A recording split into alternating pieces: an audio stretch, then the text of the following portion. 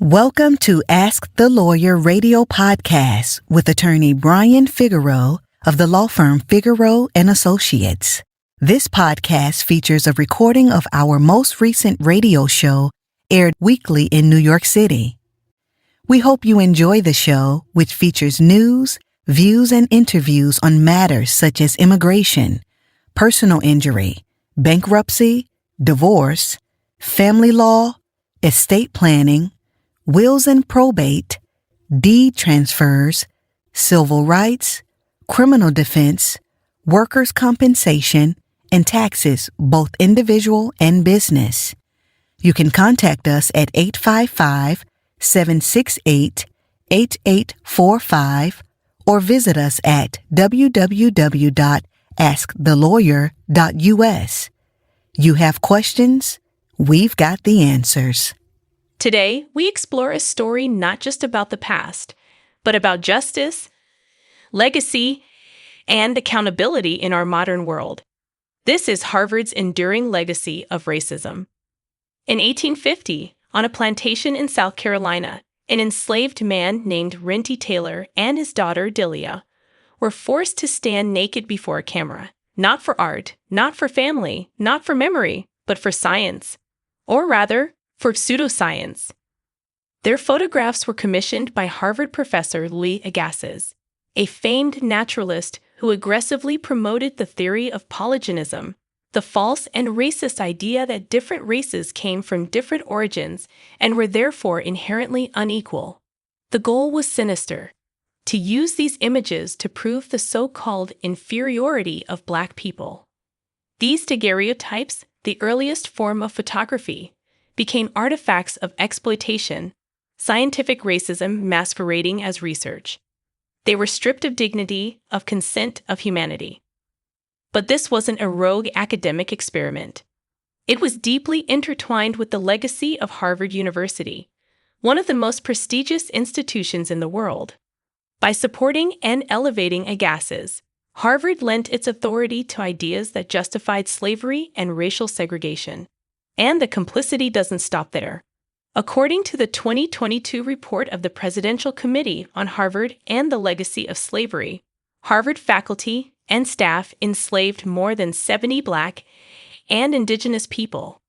Early university presidents and even the first schoolmaster were slaveholders. These individuals helped run the university, maintain its facilities, and care for its students, all while in bondage. Harvard also benefited financially.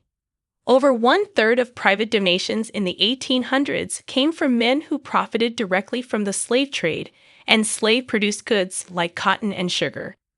The university's prosperity was not separate from slavery. It was built with it. And even after emancipation, the stain continued. From eugenics taught at its medical school to housing policies that excluded Black students, Harvard institutionalized racism not only through ideas but through practice. In the early 20th century, under President A. Lawrence Lowell, Black students were banned from freshman dormitories, a move made to placate white Southern students. Which brings us back to Renty and Delia. For over a century, their photographs were held by Harvard's Peabody Museum. That changed because of the efforts of Tamara Lanier, a descendant of Renty, who filed a lawsuit demanding that Harvard return the images to her family. After years of public pressure and legal maneuvering, Harvard finally agreed in May 2025 to relinquish the photos. They will be transferred to the International African American Museum in Charleston, South Carolina. This victory is not just about photographs. It is about the right to dignity. It is about the right to memory. And it is about holding powerful institutions accountable. Harvard's willingness to release the images is progress, but it's not the end. What about reparative justice? What about full transparency?